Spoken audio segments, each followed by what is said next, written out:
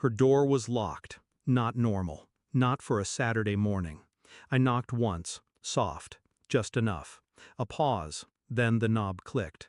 And there she was, eyes swollen, lower lip trembling, 9 years old, holding a stuffed bear like it was body armor. "What happened?" I asked. She looked up and said the one sentence I wasn't prepared to hear. Mom brought her boyfriend over again. He tried to touch me. I stopped breathing. And Mom didn't stop him.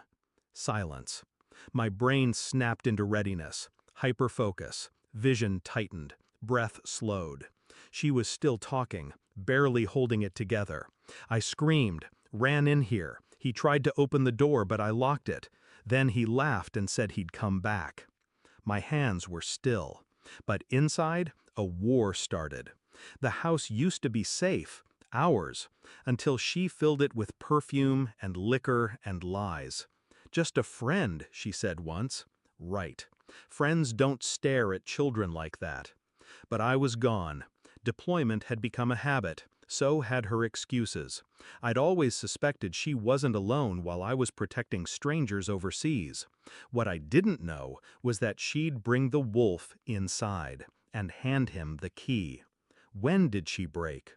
When did she start looking at our daughter as a burden instead of blood? I stared at the hallway where he must have stood last night. My gun was still in the safe. But not all weapons need bullets. Some just need truth and silence. She left the house later that afternoon, hair done, dressed to distract. Out with friends, she said. Her eyes didn't meet mine. I nodded once. Inside, I started collecting. Security cam footage. She never knew about the second DVR. Phone backups, auto-synced to the cloud I controlled. Text threads, photos, voicemails. She called him Derek, but his name was Andrew Carter, a name I recognized. Discharged dishonorably. 3 counts of misconduct. One of them involved a child. Sealed. I dug deeper. He was using a fake identity. His real one? Registered offender in another state. And she knew. I found the messages. She begged him to be more careful, told him to wait until David's back on base. And when our daughter tried to tell her last week, she replied, "Don't make drama. He's trying to be part of our family." She didn't believe her own child, didn't protect her. I saved every file, every message, one by one. She came home late, drunk, smirking. I was sitting at the table with a manila envelope. She stopped. "What's that?" she asked. I slid it across the table. She opened it. Photo, text, voice recording. She flipped one after another, faster, then slower. Each piece chipped away her expression. The last page, a printout of his registered status, with the date, and her message underlined.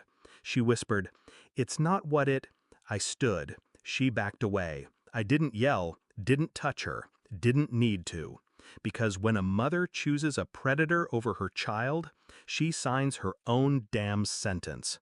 The next morning, Child Services knocked. So did a federal agent. I'd made sure the evidence package went to both, hand-delivered. She didn't even know what hit her. They cuffed her while she still wore her silk robe. Derek, Andrew, was picked up that same hour, out-of-state warrant, his face plastered across every news site by noon. I didn't watch the coverage, didn't need the noise. I watched my daughter instead. She ate cereal while cartoons played on low volume. Safe. Still. She asked, "Is Mom coming back?" I said, "No."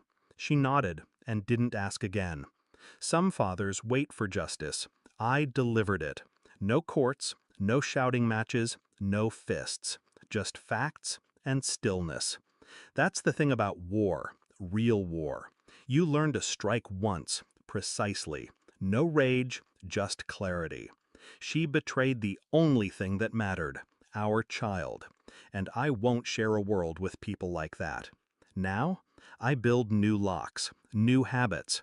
And I don't flinch when she cries out in her sleep anymore, because she knows, finally, she's safe.